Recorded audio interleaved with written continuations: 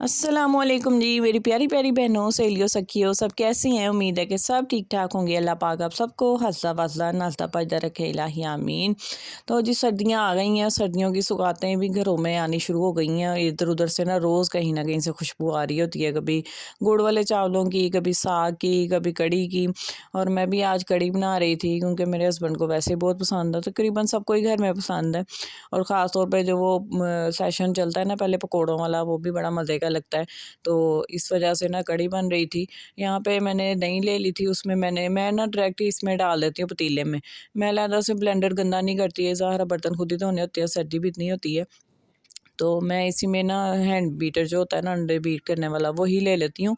और उसके साथ मैं सारे मसाले, नमक, मिर्च, हल्दी डाल के सिंपल से, और दही और बेसन डाल के तो उसको अच्छी तरह बीट कर लेती हूँ। उसमें फिर पानी डाल के उसको चढ़ा देती हूँ। अभी फ़िलहाल मैंने ये चढ़ाए हुए थे संघाड़े और शकरकंदी। ये भी आपको पता सर्दियों की सौगात ही है। ये भी हम लोग सर्दियों में काफ़ी खाते हैं क्योंकि मेरे बच्चों को काफ़ी पसंद है, संघाड़े भी और शकरकंदी भी। शकरकंदी मैं आपके साथ अभी रेसिपी शेयर करती हूँ कि मैं उसके लिए जो मसाला है, समझ लें ऊपर डालने वाली जो सॉस होती है, चटनी सी, वो बनाती हूँ। वो भी बहुत मज़े की होती है। यहाँ पे मैं बना असल में आज डाल रही हूँ, लेकिन साथ ही मैंने कढ़ी का भी करना शुरू कर दिया था। मुझे ये था कि दाल वगैरह का मैं करके सारा जब चूल्हे का काम हो जाएगा तो मैं फिर एंड पे कढ़ी रख दूँगी, फ़ारिग होगा चूल्हा तो। इस वजह से, क्योंकि एक चूल्हा है तो उसकी वजह से फिर ज़रा मुश्किल होती है। मुझे पता था अगले दिन फिर पकोड़े भी बनाने हैं, उसका तड़का वगैरह भी रेडी करना है, तो एक तो काम मेरा कम हो जाएगा, एक दिन आधा काम हो जाएगा और अगले दिन आधा काम कर लूँगी। और दूसरा ये कि चूल्हा एक होने की वजह से फिर वो भी मुश्किल होती है। 2 चूल्हे हो तो बंदा एक तरफ पकोड़े रख देता है, एक तरफ कढ़ी रख देता है।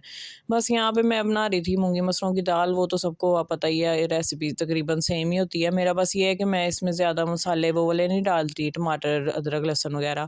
कई लोग उसके लिए भी पूरी मसाला ग्रेवी बनाते हैं।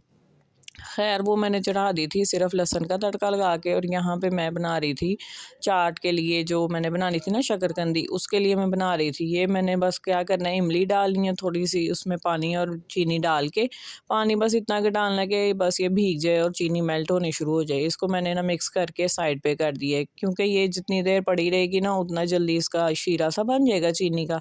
और इमली भी नरम हो के इसका एक गूदा सा निकल आएगा और बहुत मज़े की सॉस बन जाएगी, हमें कोई पकाने की ज़रूरत नहीं। और इधर मैंने उसके लिए पकौड़ों के लिए पालक और जो धनिया, मिर्चें वगैरह वो भी काट ली थी, वो मैंने रख दी थी।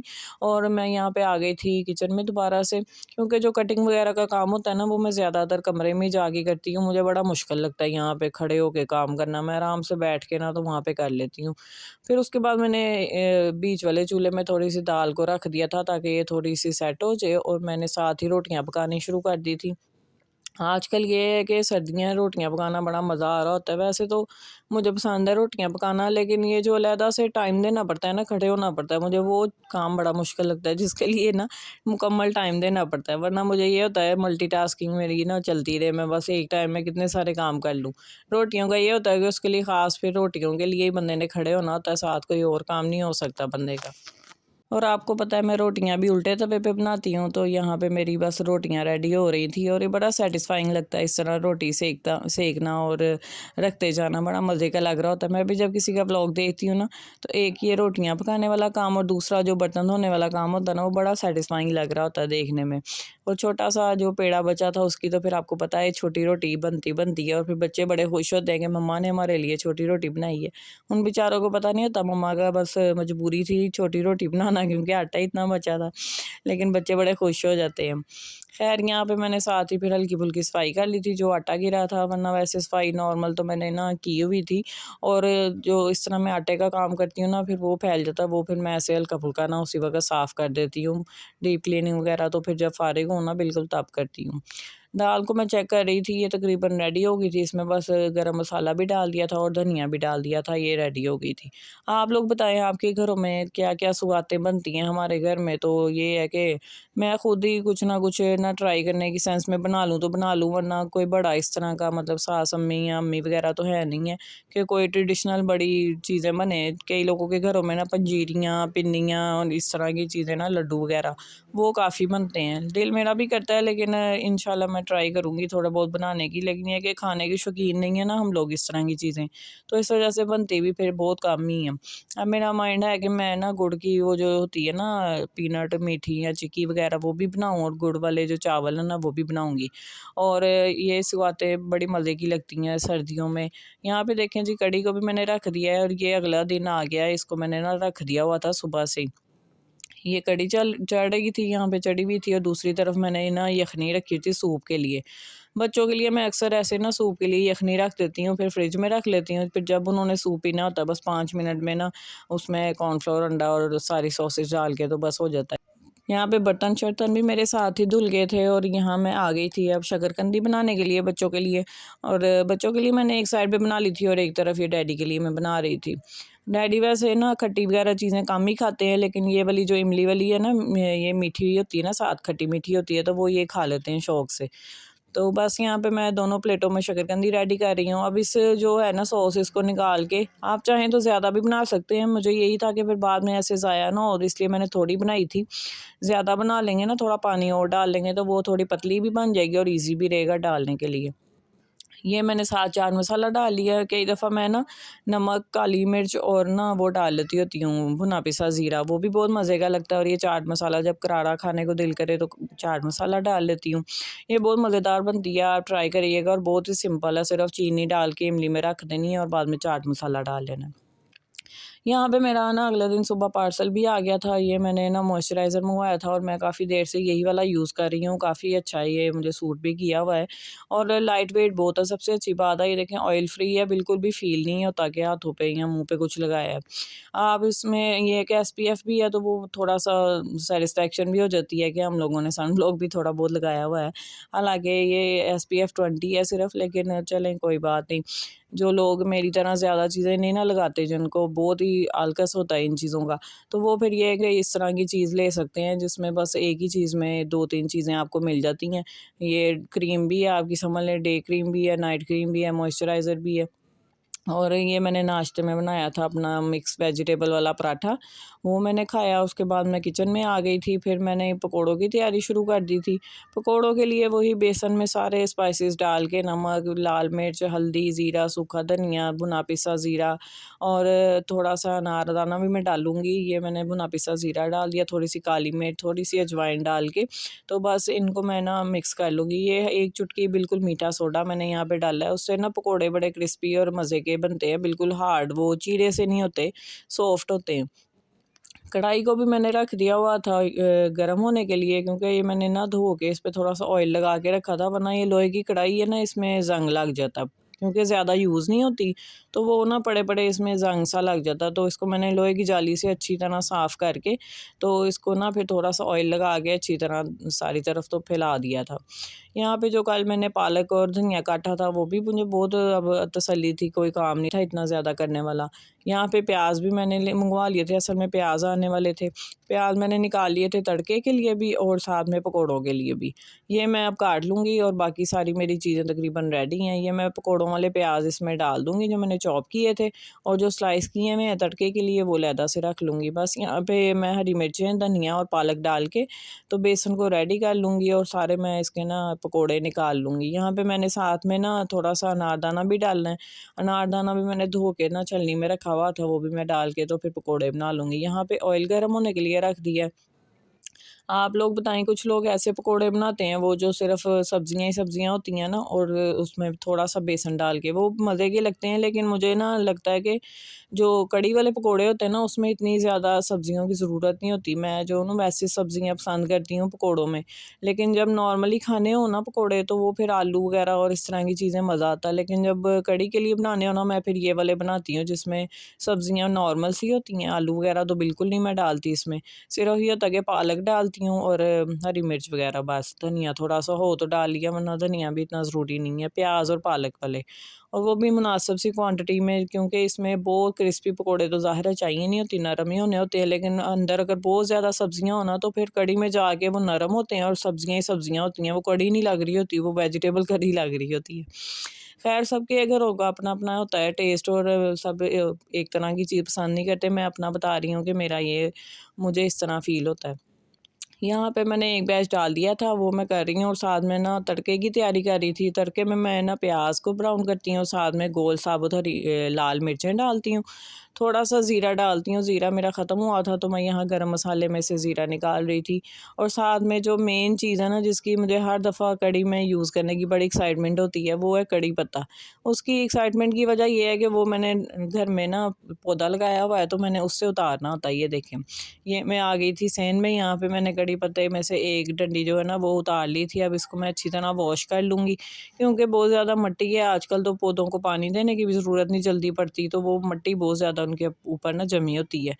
तो बस ये मैंने अच्छी तरह धो के अपने तड़के की सारी चीज़ें रेडी कर ली हैं। अब मैं इसी ऑयल में सारे जो पकोड़े हैं ना वो निकाल लूँगी, और आपको पता है पकोड़ों में ऑयल कितना एब्ज़ॉर्ब हो जाता है, तो वो जब फिर थोड़ा ऑयल बच जाता है जो, वो फिर ये होता है कि तड़के के लिए काफ़ी हो जाता है। उसी में फिर मैं सारा कुछ करके तो डाल लेती हूँ, कढ़ाई बिल्कुल हमारी खाली हो जाती है। और यही देख-देख के मुझे हौल पड़ रहा होता है कि कढ़ी कितनी अनहेल्दी चीज़ है, इतना ज़्यादा ऑयल इसमें जाता है। ये देखें, अब इतना ज़्यादा ऑयल था, ये समझ लें सारा यूज़ हो जाना है कढ़ी में, पहले पकोड़ों में और फिर बाकी वाला जो है वो तड़के में यूज़ हो जाना है। लेकिन ये इस तरह की सौगातें जो है ना वो रोज़-रोज़ तो बनती नहीं है, इस वजह से फिर चल जाता है कि चलो कोई बात नहीं। अच्छा, कुछ लोगों को मैंने ना देखा है कि वो ना कढ़ी इस तरह बनाते हैं कि उनको होता है कि स्पेशल कोई खट्टी चीज़ डालें, लेकिन मैं बिल्कुल भी कोई चीज़ ना खट्टी नहीं डालती।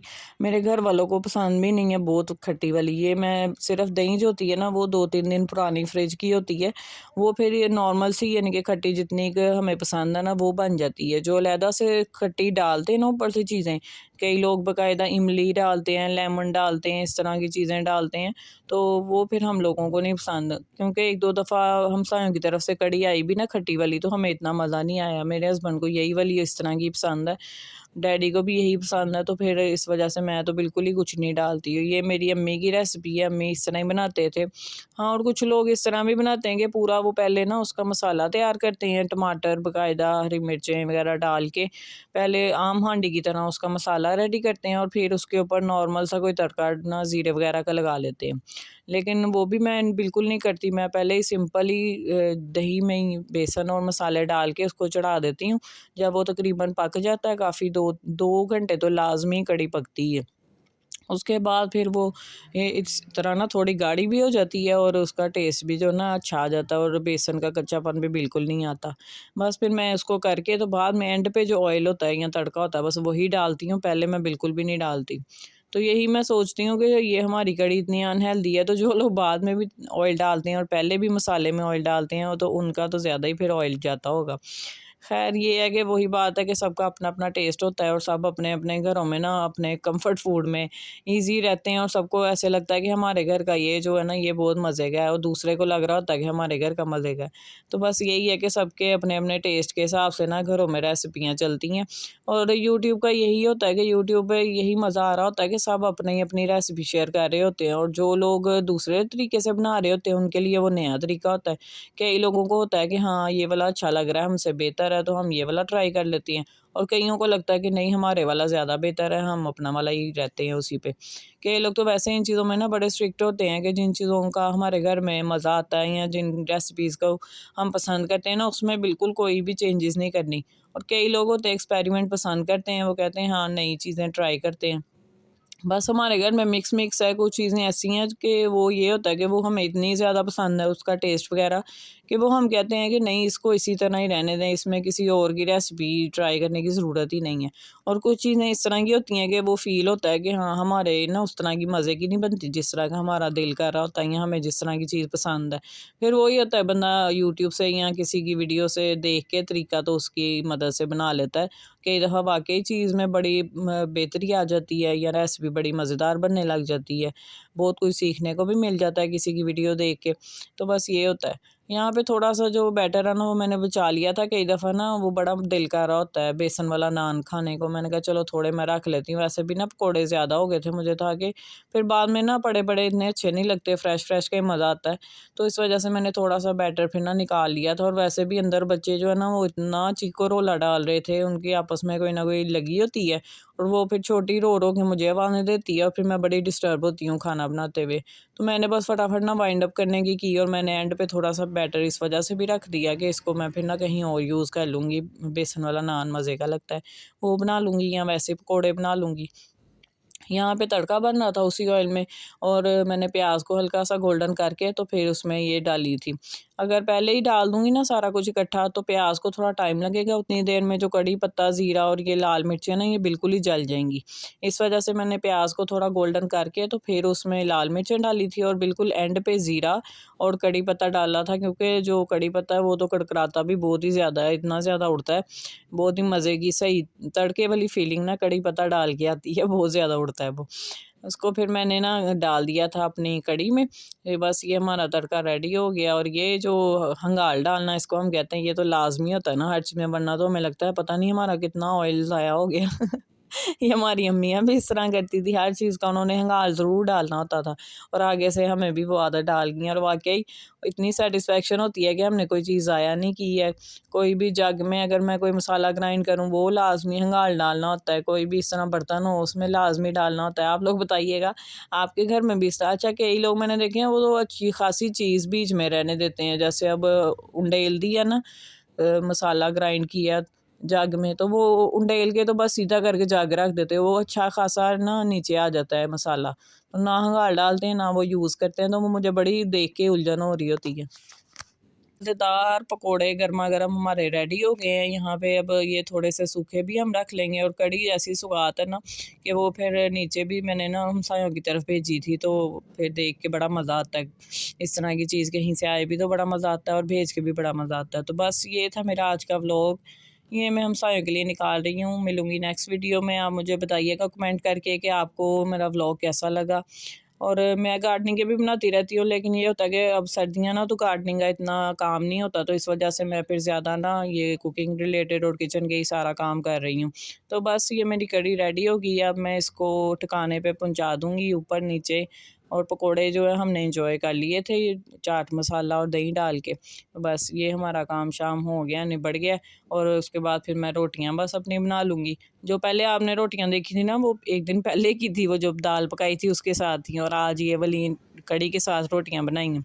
मैंने कहा आप कंफ्यूज ना हो जाएंगे, एक ही व्लॉग में 2 दफ़ा रोटियाँ क्यों बनाई हैं, तो मैं आपको बता दूँ कि ये 2 दिन का व्लॉग था, और साथ में मैंने फिर कस्टर्ड बना लिया था साबूदाने वाला बच्चों के लिए, और ये मैं फिर खा रही थी, इसका भी बहुत मज़ा आ रहा था। और बाद में फिर बस थोड़ी-सी एक्सरसाइज़ करने की कोशिश की थी मैं और मुंतहा लगे हुए थे, और यहाँ पे साथ में एक्सरसाइज कम मस्तियाँ ज़्यादा चल रही थी।